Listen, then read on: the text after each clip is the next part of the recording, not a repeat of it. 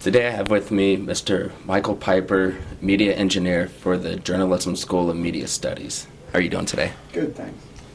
Now, just kind of for formalities, where did life begin for you? I was born in Cleveland, Ohio in 1963. And to two-parent family, single-parent family, siblings? Two-parent family, 3 sisters, 1 older, 2 younger.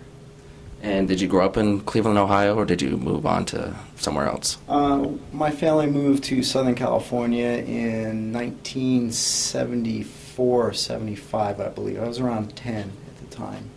And that's where I grew up, I would say.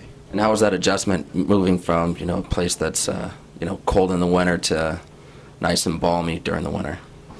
Well, it was that time of my life where I was leaving elementary school and entering junior high. So as far as school went, there was a lot of students coming in from feeder elementary schools, so it wasn't such a unique experience for me starting at that junior high, but we moved in the summer, so I had to make friends in the neighborhood prior to school beginning. And I do recall that we didn't have skateboards in Ohio. All the kids in the neighborhood had skateboards, and I was chasing them around the neighborhood as they skateboarded. And the parents in the neighborhood had no problem letting their kids take the bus to the beach, Newport Beach, which is about a 3-hour bus trip for about a 45-minute car ride. And they also would let the kids go to the swap meets. So my mom gave me money to go buy a skateboard at the swap meets. So I think there was a really, the biggest difference I had was not so much the temperature, but was the leniency of the control of the kids. They seemed to run a lot more wild in the neighborhoods during the day. So now, kind of keeping on the topic of school, after high school graduation, you attended UCLA. Mm-hmm. Why did you choose UCLA out of the many schools in the state of California? I took a year off and went to Fullerton College just to take basic math and English and composition courses. But I did have a friend who was going to UCLA while I was at Fullerton College, and he lived with my family over the summer, and he talked about what a great time he was having at UCLA. So I just reapplied to UCLA. Fortunately, I was able to use all my records from high school SATs and high school grades to get in to UCLA. What city did you grow up in Southern California? It's called Placentia. It's nestled. It's North Orange County between Yorba Linda and Fullerton, about 15 miles north of Disneyland in Anaheim. Okay. Now you got your Bachelor's of Arts in geology or geography? Geography, ecosystems.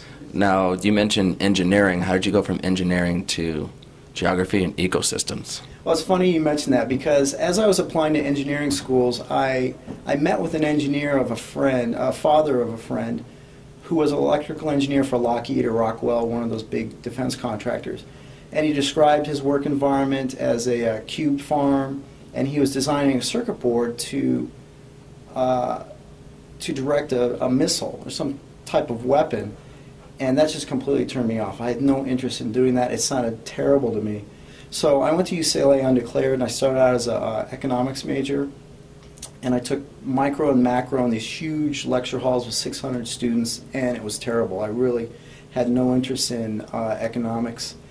And I went to my counselor at UCLA, and I said, you got to help me transfer, because I don't see any major here at UCLA that interests me.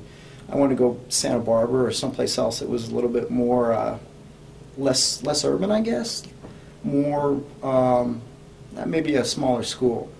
And the counselor had the catalog open to the geography department, and I think they're pushing for people to get into geography. And I looked at the next quarter, and they were offering beach geomorphology, climatology, and I think geomorphology, which are all field trip oriented classes. So I thought, field trips are for me, so I'll get into geography. So after college, where did your degree kind of lead you to? What did you do after school? Well, that was a question that was something I had to figure out, and I just started looking through the want ads. The internet really didn't exist in 1987 or 88 in any way that you could search for jobs now. So I was going through the Los Angeles Times want ads, and an engineering company in Pasadena, well, it was Sierra Madre at the time, was advertising for, I forget what the title, it was environmental analyst or something like that. And I applied and they interviewed me, and they asked me some questions about lack of chemistry in college, and I was a little cocky and said, well, what do you do here that you couldn't teach me to do in a day? And the lab director basically said, well, I don't know, we probably could teach you anything you need to do here. So I got that job in Sierra Madre right out of school, but it was a long commute because I was living in Orange County still. Now, when did information technology kind of begin to play a part in your life? Well, I worked in environmental consulting for about 5 or 6 years, and the end of that run, I actually had my own company for about 2 or 3 years. And I found myself, I would say this is the early 90s, I found myself on a job in Los Angeles Harbor, which was a landfill site, and I had to go there every day to run a drill rig and take soil and groundwater samples, and the odor going in there every day was really getting to me. Clients looked at me as a cost center as opposed to a revenue center, even though a lot of times I was hired to assess a property so that a bank would loan on a property or they'd be able to sell the property. So I was a necessary evil, and it wasn't very fulfilling professionally or personally to be in that environment day in and day out.